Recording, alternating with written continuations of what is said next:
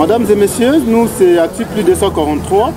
Aujourd'hui, nous sommes dans votre émission. Nous recevons une personne bien, une personne que vous connaissez, une personne aussi qui connaît le Lualaba très bien. Et pour le moment, il a décidé de vivre à Kinshasa, dans la capitale. Question de voir ce qui se passe. Lui, c'est allé à Lincoln, avec qui nous allons partager. Il va répondre à plusieurs de nos questions que nous allons lui poser, question de nous donner une idée sur sa vie politique actuelle. Messieurs, bonsoir, bonjour, selon les temps comme ça. Bonjour mon frère Jules, ravi de vous revoir après une année de séparation comme je peux le dire.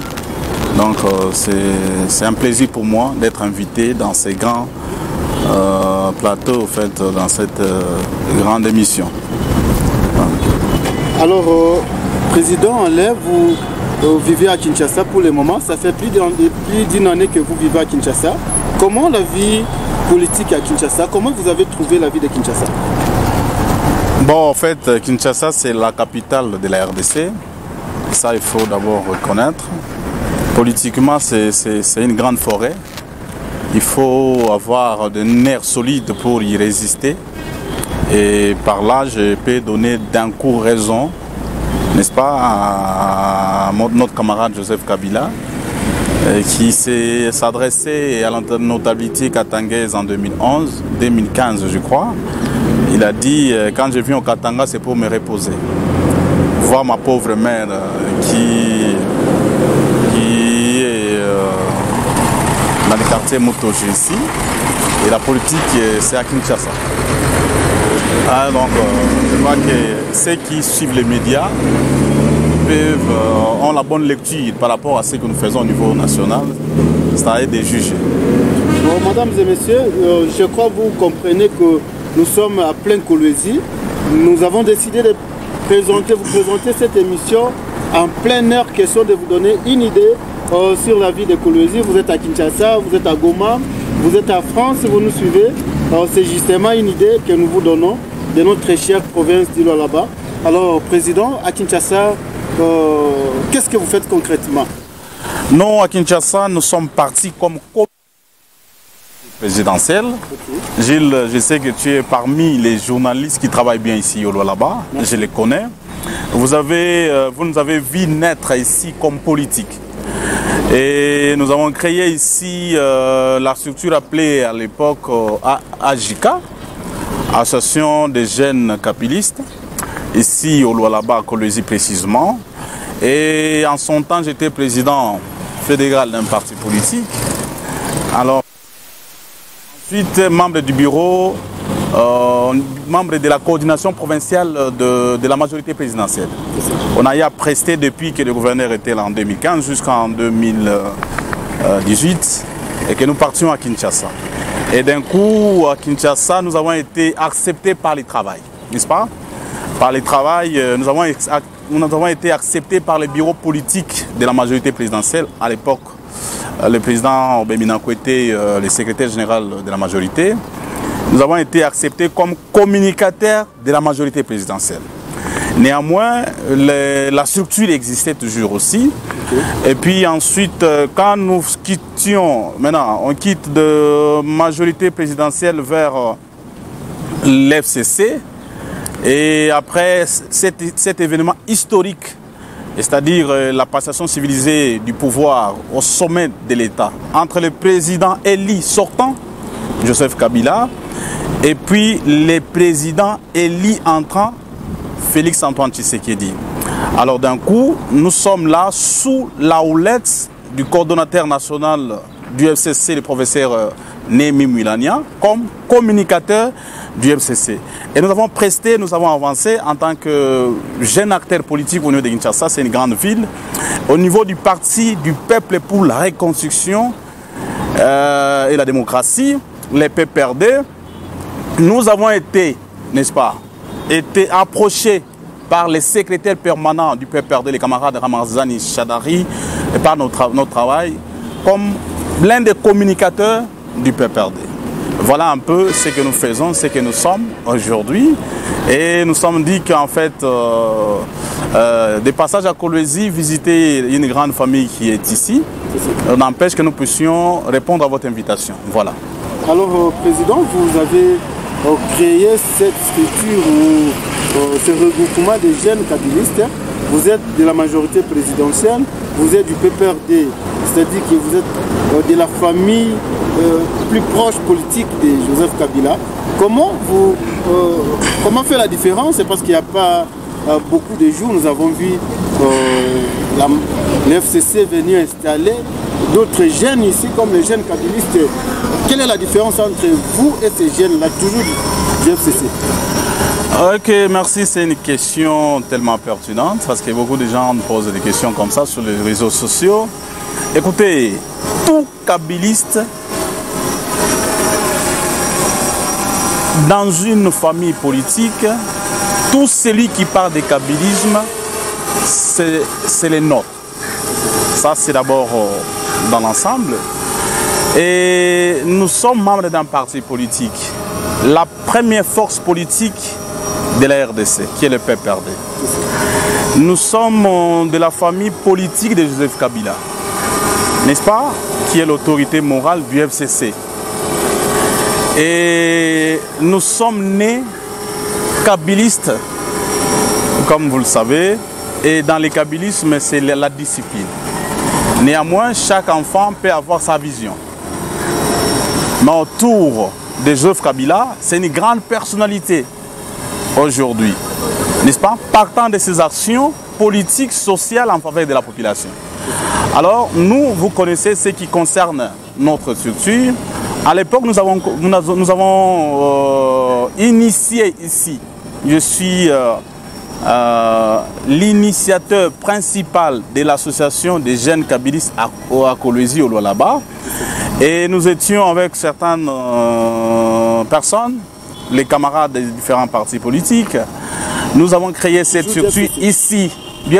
À l'époque, c'était la majorité présidentielle. Alors, nous avons en fait obtenu des documents ici, mais étant des légalistes, parce que nous avons parlé ici des kabylistes comme des gens respectueux des textes. Moi, en tant que président national de cette structure, j'avais effectué le voyage vers Kinshasa pour que nous puissions, à partir de là, avoir la personnalité juridique. Arrivé à Kinshasa, nous sommes vus en face, n'est-ce pas? Nous avons échangé avec l'ancien ministre de Justice, actuel président du Sénat, l'honorable Alexis Tambwe-Mwamba, qui va m'expliquer personnellement que cette structure existait déjà à Kinshasa avec un camarade du parti, les camarades gaulois, n'est-ce pas? Les camarades gaulois du PPRD, et que c'est une structure qui existait, on ne pouvait plus enregistrer une autre structure avec le même nom. Et il a fallu que nous puissions rétro-pédaler, voir un peu comment, toujours avec la personne Joseph Kabila, n'est-ce pas, comme nationaliste avéré, voir comment encore nous organiser en tant que jeunes. C'est comme ça avec les camarades au niveau de Kinshasa, on a eu à réfléchir. Après l'adresse du chef de l'État, à l'époque, Joseph Kabila, quand il parle de la nation, pendant que tout le monde attendait qu'il puisse se prononcer s'il serait candidat ou pas, n'est-ce pas? Il va dire à la nation congolaise que tout le monde réuni ici, au niveau du Congrès, les deux chambres du Parlement réunies en Congrès, l'Assemblée et le Sénat, tout le monde attendait que Joseph Kabila parle que comprenez mon émotion, comme l'a fait l'ancien président Mobutu. Mais moi, je vais vous surprendre. Je vais vous dire, comprenez ma passion pour le Congo. Et c'est comme ça que nous avons compris que Kabila, c'est quelqu'un qui aime sa nation. C'est vraiment un nationaliste né. Et c'est comme ça que nous allons mettre l'association nationaliste des jeunes kabylistes. Et nous devenons maintenant les jeunes nationalistes kabylistes. N'est-ce pas? Là, c'est en 2017. C'est que pour le moment, vous êtes différent de jeunes kabylistes. Vous êtes des jeunes nationalistes kabylistes. Non, je vais y arriver. Okay. Alors maintenant, quand nous les ministres de la Justice me reçoivent encore, il dit voilà, Ici, il n'y a pas de problème. C'est comme ça que nous avons obtenu la personnalité juridique de notre association. Et nous ne sommes plus AJK, nous sommes Association nationaliste des jeunes kabylistes. Si vous regardez, nous sommes maintenant ANJK, Association nationaliste des jeunes kabylistes. Et c'est comme ça que nous avons évolué. Je crois que les gens qui sont à travers le pays, ils connaissent notre force par rapport à cette structure. Et ensuite, il y a aussi nos frères, toujours les camarades du parti, d'abord le parlement du parti et puis quelques ministres du FCC qui sont réunis, ils ont mis en place ce que nous appelons aujourd'hui la jeunesse kabyliste, n'est-ce pas? Jeunesse kabyliste avec l'excellence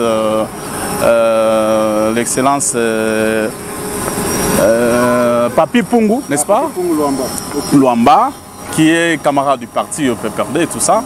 Alors ils ont mis aussi ça. Donc c'est-à-dire qu'au niveau, nous au niveau du PPRD, si on peut nous identifier aujourd'hui, il y a l'AJK pour éviter la confusion avec les camarades gaulois. Il y a la NJK, moi, n'est-ce pas, avec moi comme président national. Et puis nous avons l'AGEN, n'est-ce pas, qui soutient la vision, n'est-ce pas, de l'autorité morale, n'est-ce pas, qui est Joseph Kabila, partant des actions. Parce qu'aujourd'hui, nous avons compris que Joseph Kabila, moi j'ai eu la chance d'échanger avec lui. À chaque fois que j'ai échangé avec lui, en regardant ce que nous faisons à la télévision, le président Kabila vous donne l'impression qu'il aime tellement ce pays, qu'il aime tellement la jeunesse. Il m'a parlé de travailler sur la relève, n'est-ce pas? Et il dit que ce que vous faites, c'est bien, n'est-ce pas? Mais il faut plus travailler pour le développement du pays. Et ça m'a beaucoup tiqué. Et c'est une phrase qui m'a été répétée plusieurs fois par sa charmante épouse, Maman Olive, qui est à Goma, que je salue en passant, qui a dit qu'il faut travailler pour le développement du pays. Donc, et nous avons compris que nous avons un leader qui a une vision. Parce que tout leader n'est pas leader. Il y a des leaders qui sont égoïstes, qui n'ont jamais accepté que les autres puissent progresser. Mais Joseph Kabila, c'est quelqu'un qui, vous sentez le nationalisme qui parle en lui. Qui parle en lui, qu'il est l'incarnation de cette vision-là que prônait Patrice Emery Lumumba, Mouzé Laurent Désiré Kabila, son père, des raisons de mémoire. Cette vision-là, nationaliste que prônait Mama Kimpam Vita, vous voyez un peu, Kizeng Antoine, le Pierre Moulele, tous ces grands esprits-là, aujourd'hui, cette vision-là, Joseph Kabila est l'incarnation réelle. C'est pourquoi vous avez vu que quand les gens l'empruntaient des intentions, disant qu'il va briller un troisième mandat, nous étant avisés, parce que nous sommes en politique, nous ne sommes pas obligés de tout dire. À l'époque, nous avons la vérité que Joseph Kabila ne se représentera pas. Et quand les autres, nos amis du G7, les autres l'accusaient qui va se représenter, on s'est moqué. Et ensuite, ils nous ont donné raison. Que Kabila, quand il donne une promesse, il respecte. C'est un homme respectueux de ses paroles. N'est-ce pas? Ce n'est pas un versatile, ce n'est pas un inconstant. N'est-ce pas? Et c'est ce qui a fait qu'aujourd'hui, il est la source de notre vision politique. Notre vision politique en tant que jeunes. Et nous le prenons comme référence. Pourquoi? Parce qu'il a sacrifié aussi sa jeunesse. Nous sommes jeunes aujourd'hui.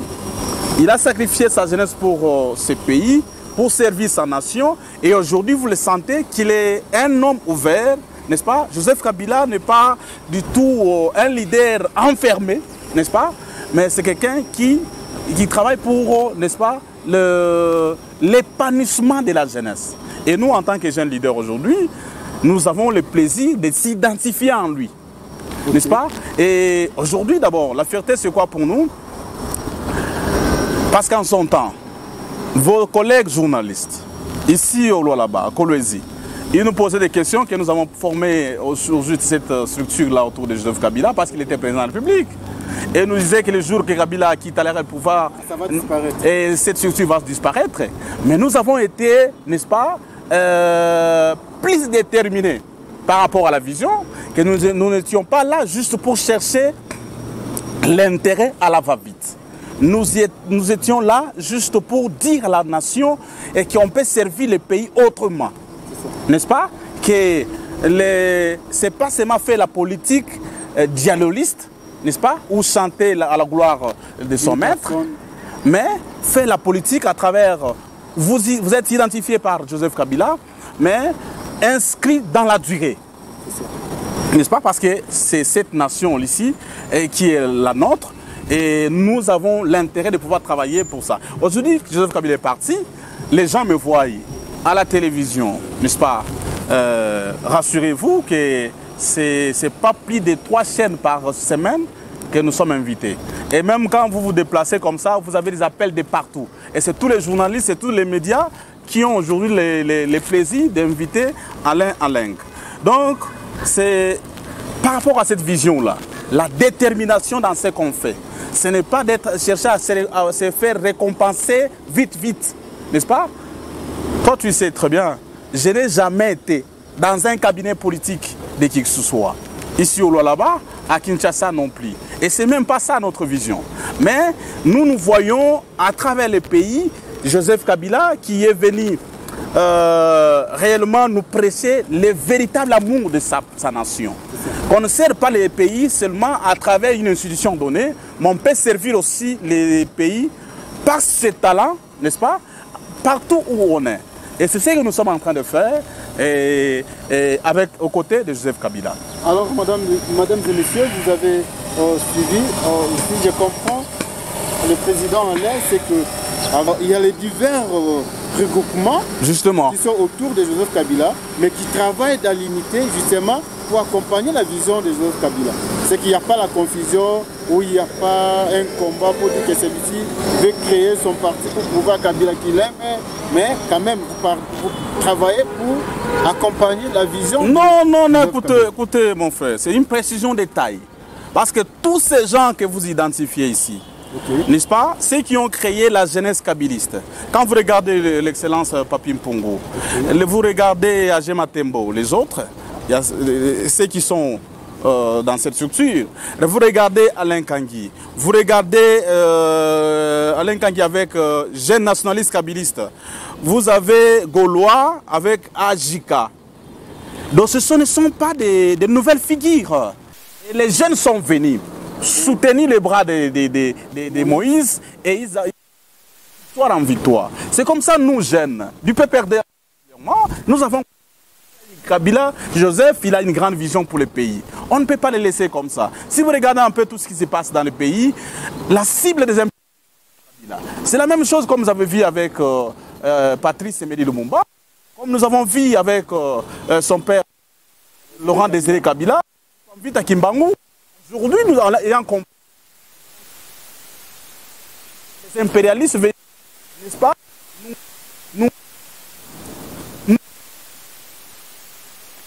et nous, pour l'accompagner, pour dire niet. Vous avez vu à travers. Il y a des gens avec une tentative de pouvoir imposer un dialogue. N'est-ce pas? À des élections, on vous impose un dialogue national. Autour d'une table, vous nous avez, en tant que jeunes kabylistes, passé à travers les médias pour dénoncer ces plans machiavéliques des impérialistes. Et grâce à ce travail remarquable de ces jeunes-là,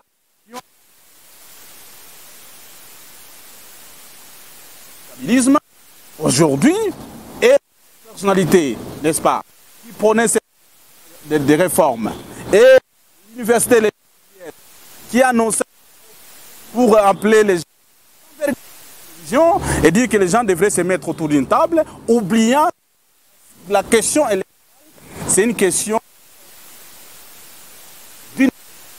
Alors, venir proposer, n'est-ce pas, c'est comme si nous, nous sommes incapables, et surtout que ce sont ces gens-là, n'est-ce pas, et c'est ça. Alors, Président, d'autres structures-là, nous savons que parmi vous tirez où vraiment fonctionner votre regroupement? Non, c'est une question tellement pertinente. C'est une question pertinente. Écoutez, comme que nous ne sommes pas attentistes d'attendre nommé PDG d'une entreprise, nommé ministre, n'est-ce pas, au niveau national ou provincial pour servir sa nation. Non, nous servons les pays avec les moyens de cotisation des membres. Et rassurez-vous que nous sommes une structure qui respire, qui fait peur d'ailleurs. Vous avez quelques personnalités ou quelques personnes qui sont déjà au gouvernement ou dans les institutions. Non, nous sommes une structure des jeunes. Nous sommes qui ne sont pas manipulés. Ah, okay. Nous sommes des jeunes responsables.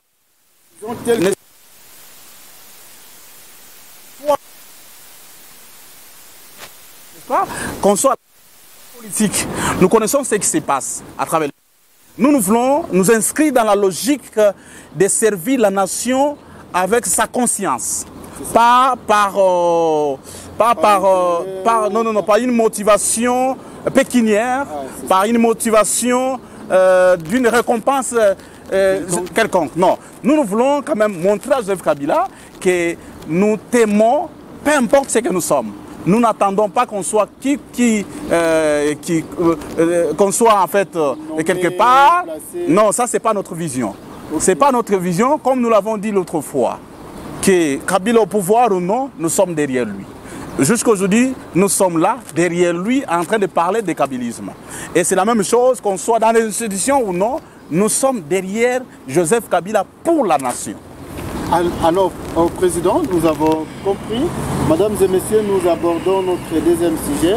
Un sujet qui partage, un sujet où tantôt je n'ai pas décidé, tantôt je n'avais pas l'idée d'installer Minembwe. C'est tout le monde qui parle de Minembwe. Président, quelle est votre réaction? Écoutez, la commune de Minembwe, où aujourd'hui même, il y a d'autres personnes qui décident qu'il faut nous laisser les dames de Minembwe, chasser les hommes. Votre réaction? Écoutez, aujourd'hui, cette question fait débat à travers les médias et dans les pays, mais c'est la population qui va tirer toutes les conséquences. Pourquoi? Parce qu'aujourd'hui, nous sommes en face des politiques qui ne sont pas honnêtes envers eux-mêmes. Okay. Vous avez en face de vous nos amis de l'IDPS qui n'ont jamais été clairs dans leur communication, dans leur lead politique. Ils sont spécialistes dans la diversion, n'est-ce pas? Dans la diversion, dans la contradiction. D'une part, c'est nos amis de l'IDPS qui ont sa nationalité, qu'il est congolais, et demain, régner qui n'a pas droit à une portion de terre. Ça, c'est dire la chose de son contraire au même moment, n'est-ce pas? Et aujourd'hui, si vous regardez un peu ça, vous êtes en face, n'est-ce pas, d'une part des nationalistes, des gens qui défendent le pays, et des autres, des affairistes qui sont intéressés par les business, c'est avoir quelque chose pour sa famille et tout. Et ils peuvent brader les intérêts de la nation. Par rapport à cette question, on parle ici de Minembwe comme une commune créée par un décret du ministre Matata Mponyo en 2013. Et en 2015, d'abord en 2015, on parle de la création de plus de 250 communes rurales. Par ce décret-là, Minembwe inclus. Et en 2015, Joseph Kabila informé peut-être du danger par rapport à cette... Il va demander la suspension, n'est-ce pas, de cet arrêté. Et jusqu'à aujourd'hui, c'est resté comme ça. Après son départ, vous êtes sans ignorer qu'en 2018, en face des élections, nos amis de l'opposition sont allés à Genève vendre notre pays avec Alain Dos. L'intérêt de la population mis de côté pour chercher, n'est-ce pas, à combattre Kabila qui avait promulgué un code minier qui promouvait, qui promet en fait les intérêts de la population, les intérêts de la population congolaise. Et ces affairistes-là, après, la population a vu l'IDPS qui se détraque un peu pour dire que non, ce projet-là est machiavélique. Et moi, je vais suivre cette voie ici. Après, aujourd'hui, ce sont eux qui ont le pouvoir. Nous sommes là en tant qu'observateurs. Après, comment pouvais-je comprendre que dans un pays normal, qui est le déplacement du général d'état-major, sans que le président de la République ne soit informé, qui est le déplacement d'un ambassadeur d'une grande puissance comme les États-Unis, n'est-ce pas, vers la province, et qu'on ne soit pas informé. Le déplacement du ministre de la Défense, de décentralisation, ainsi de suite. Ici, moi, j'attire l'attention de la population de pouvoir tirer des conséquences par rapport aux actions qui sont posées. Parce que jusque-là, quand on parle de la suspension, de l'annulation ou suspension de cette commune-là, mais est-ce qu'on suspend un décret du Premier ministre par un simple communiqué à la télévision? Je ne pense pas. Jusque-là, aucun acte contraire n'a été posé prouvant que cette commune a été suspendue. Et ici, c'est à la population de pouvoir comprendre que Joseph Kabila, pendant son règne, 18 ans, il n'a pas cédé même un centimètre, n'est-ce pas, de la terre de nos ancêtres à une quelconque, n'est-ce pas, nation étrangère. Et aujourd'hui, si aujourd'hui nous nous trouvons en face de quelque chose qui va brader, n'est-ce pas, l'intégrité territoriale de la RDC, ce n'est pas nous, n'est-ce pas, au MCC, qu'il faut venir poser la question. Alors, ma question est de savoir, Minembwe pose problème, c'est la commune qui pose problème, c'est la population qui pose problème, ou c'est le bourgmestre qui pose problème? Qu'est-ce qui fait qu'aujourd'hui, depuis 2015 et jusqu'à aujourd'hui, et la population de Minembwe et la commune elle-même et le bourgmestre, personne n'a bénéficié de ce qu'elle doit réellement bénéficier? Non, mais écoutez, aujourd'hui, cette question-là devrait se traiter d'une manière générale. Parce qu'en fait, ce n'est pas seulement la commune de Minembwe qu'il était question de pouvoir créer. Mais il était question de la création de plus de 250 communes rurales. Pourquoi aujourd'hui, on va seulement chercher à créer une seule commune? Une seule commune, et ensuite, c'est l'autorité établie qui vous dit que je n'étais pas informé dès lors qu'on voit que tous les services étaient là. C'est là où on se pose des questions. Peut-être qu'il a réagi de cette façon. Ça, c'est à la population de pouvoir tirer des conséquences. C'est pourquoi nous appelons la population à la vigilance. Et de comprendre que Joseph Kabila, étant un nationaliste né, il était mieux informé par rapport à cette question. Il ne pouvait pas prendre des risques comme ça. Avant de poser des actes, il pouvait d'abord, n'est-ce pas, poser des questions de gauche à droite, aux autochtones d'ailleurs, afin de s'enquérir de la situation et pour que la décision qui sortira puisse, n'est-ce pas, rencontrer l'assentiment de tout le monde, comme vous venez de le dire. Alors, Président, nous acheminons notre émission avant de terminer. Alors, la dernière préoccupation d'article 243 aujourd'hui, le président de la République, Félix Antoine Tshisekedi, son Excellence, a reçu en audience le président du Sénat et la présidente de l'Assemblée nationale. Une audience que jusqu'aujourd'hui, on ne sait pas de quoi ils ont parlé. Avez-vous déjà une idée sur ce qu'ils ont pu discuter? Écoutez, en suivant les communiqués finaux de cette rencontre, j'ai appris que le chef de l'État aurait demandé aux deux chambres, aux responsables de ces deux chambres, de pouvoir organiser une séance pour la prestation de serment des juges de la Cour constitutionnelle nouvellement nommés. Mais vous êtes sans ignorer. Et j'ai salué, n'est-ce pas, le courage du président Alexis Thambwe Mwamba, qui a dit que nous avons rappelé au chef de l'État que nous sommes attachés au texte. C'est-à-dire que nous sommes respectueux des lois. Parce que la Constitution vous dit que nul n'est au-dessus de la loi. Un pays qui n'est pas géré par des règles, un pays qui n'est pas géré par des principes tracés, n'est-ce pas? Ça, c'est la jungle. Ça, on veut nous amener à une tentative d'une dérive dictatoriale. Ça, c'est la monarchie. Et ça, nous ne pouvons pas, en fait, faire les yeux doux par rapport à ça. Je crois que quand il était question de la nomination de ces nouveaux juges, l'FCC, ma plateforme politique, les PPRD, mon parti politique, à travers la conférence des présidents au niveau du FCC, l'FCC a levé l'option pour dire que cette nomination au niveau de la Cour constitutionnelle n'a pas respecté la Constitution. il y a violation intentionnelle de la Constitution, mais nous conseillerions au président de la République de pouvoir rapporter ces décisions. Parce que si on ne rapporte pas ça, la violation, l'erreur persiste.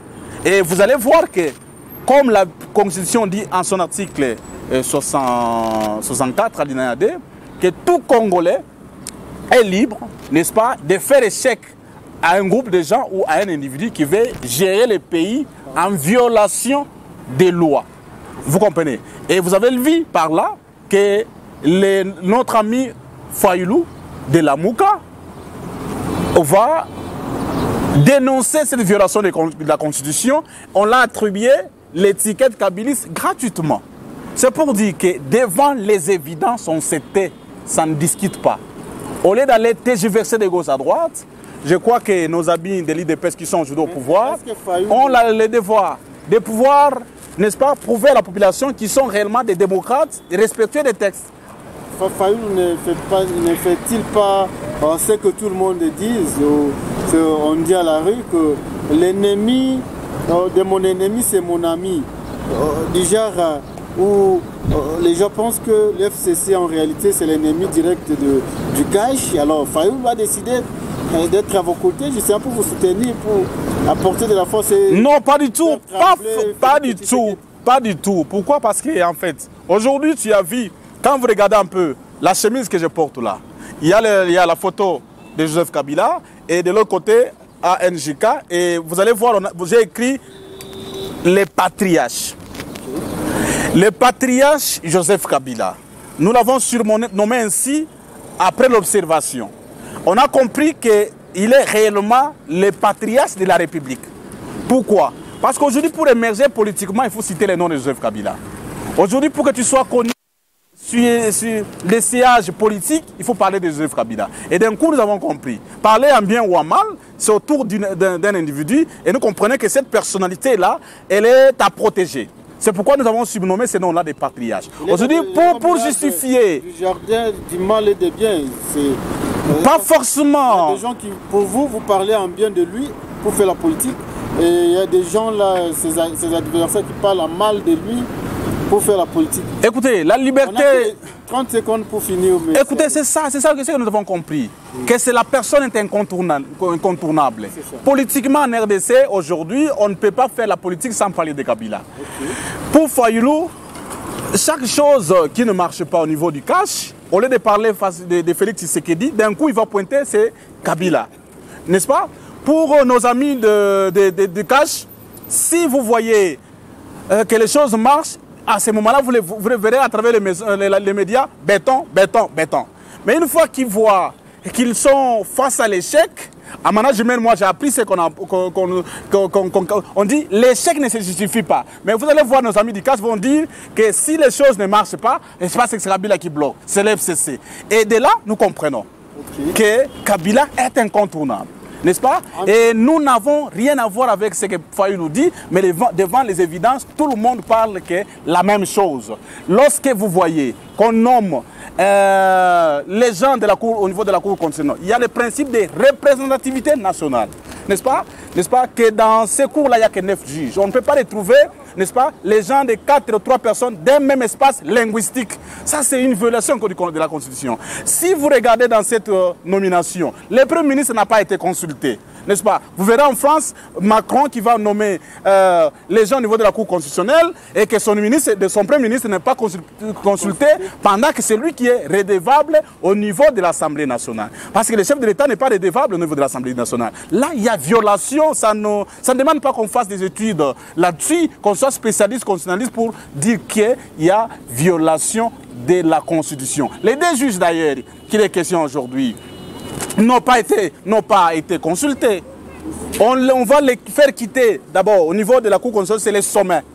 On va les faire quitter de la Cour constitutionnelle vers la Cour de cassation sans consultation, une forme de punition. Et nous avons conseillé, nous, en tant que nationalistes, qu'il faut que le chef de l'État puisse rapporter ses décisions. Alors, mesdames et messieurs, nous sommes pratiquement à la fin de cette émission. Nous, c'est Actu Plus 243, vous êtes à Kinshasa, aux États-Unis, partout dans le monde entier, vous nous suivez. Moi, c'est Gilles Odimba. Nous étions en train de recevoir aujourd'hui Alain Kang, le président national de jeunes nationalistes et kabylistes. Il est communicateur du FCC, il est aussi communicateur du PPRD. Président, nous vous disons merci d'être passé à cette émission et à notre agence ATUC 240, à nos chaînes partenaires, surtout à notre partenaire Betajo, l'hôtel. Vous êtes nouveau à Bolezi, n'hésitez pas à passer ici à Betajo, vous allez être bien servi, vous allez passer bon séjour ici convenablement. Moi, je vous fixe rendez-vous au prochain numéro. Bye.